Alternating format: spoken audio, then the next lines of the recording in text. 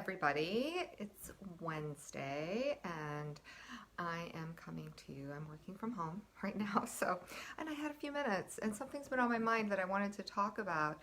That has been in the news recently. I don't know if you guys have seen any articles out there talking about how Liam Helmsworth, who is a pretty famous actor, used to be married to Miley Cyrus, very, very cute guy. Anyway, how he was on a vegan diet and he recently got a kidney stone. And so all the headlines I've been reading are like, Liam Helmsworth gets a kidney stone while he's on a vegan diet. He has to give up his vegan diet because he got kidney stones and it's dangerous. And all these things that just are a little bit infuriating, because if you just read it for face value, you're like, oh no, maybe I shouldn't be vegan because what if I get a kidney stone, right? So that's why I just wanted to kind of address the issue of kidney stones and maybe what happened to him. This is what some are suspecting, as well as maybe what you can do to prevent kidney stones. So 1 in about 10 people historically get kidney stones. Some happen to be a little more susceptible, but 1 out of 10 generally at some point in their life get a kidney stone. And Liam Helmsworth admits to feeling great on a plant-based diet, by the way. He felt really good and everything, but then he got this, so now he's changing his diet. But interestingly enough, the research shows that those on a plant-based diet tend to actually get less kidney stones. So, and they are miserable. I've never had one, but I've had patients that have had them, and I've had friends that have had them, and they're like miserable. So if you've had one, I'm sure you know it's terrible, right? And so in the case of Liam Helmsworth, he was eating 5 handfuls of spinach. So I'm not sure how large his hands are, but I mean probably around 5 cups a day at least, and that's just in his morning smoothie that he would have with some almond milk and almond butter and stuff like that. That's a lot of almonds too, if you think about it too, right? Every single day, that and the spinach.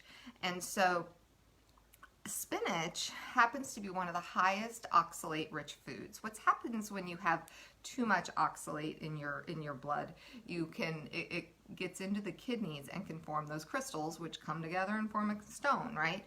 And so certain plant foods, as well as animal foods, but certain plant foods do have a lot of oxalates, and spinach happens to be one of them. There are really about 5 that are really high. So it's spinach, beet greens, Swiss chard, rhubarb, and actually almonds and cashews. And so really, if you limit yourself to less than 5 cups of spinach, you should be fine, and or those types of greens too, and then no more than a cup of almonds or cashews per day. I don't think too many people are eating a full cup of those per day, because that would be a lot. But spinach in particular is pretty high in oxalates. If you cook spinach, it actually does break down some of those oxalates, and so you actually get less in your system. So keep eating your spinach, and you can eat beet greens and Swiss chard, but just don't overdo it, as with anything, right? Also, those with a high sodium diet do also tend to get more kidney stones. So what can you do? Keep eating your plant-based diet. That's actually really a positive thing to help prevent getting kidney stones. 2, just don't overdo it on those foods, like I mentioned. You can substitute other greens, like kale has hardly any oxalates, like almost 0, and spinach, has about over 200 milligrams in like a couple cups, which is a lot. So you can substitute things like kale and arugula and collard greens or romaine lettuce, those sorts of things, for the amount of spinach you're eating. I mean, I eat spinach a lot, by the way, too, and I won't stop, but I'm probably not going to be eating upwards of 5 cups a day. So, and so just have that nice variety there. Also, I would recommend decreasing animal protein if you are still eating meat, because people that do eat more animal protein, because protein is broken down in the kidneys, and especially animal protein can be very hard on the kidneys, and so it can put you at risk. Decrease sodium, and again, just don't overdo it on any one food. Keep eating your plant-based foods, and as always, stay healthy. Drink lots of water. That's the other thing. Hydrate, because your kidney needs that filtration, right? So lots and lots of water. I recommend drinking half of your body weight in ounces of water per day. And so reach out if you have any questions, and I hope you're all doing great.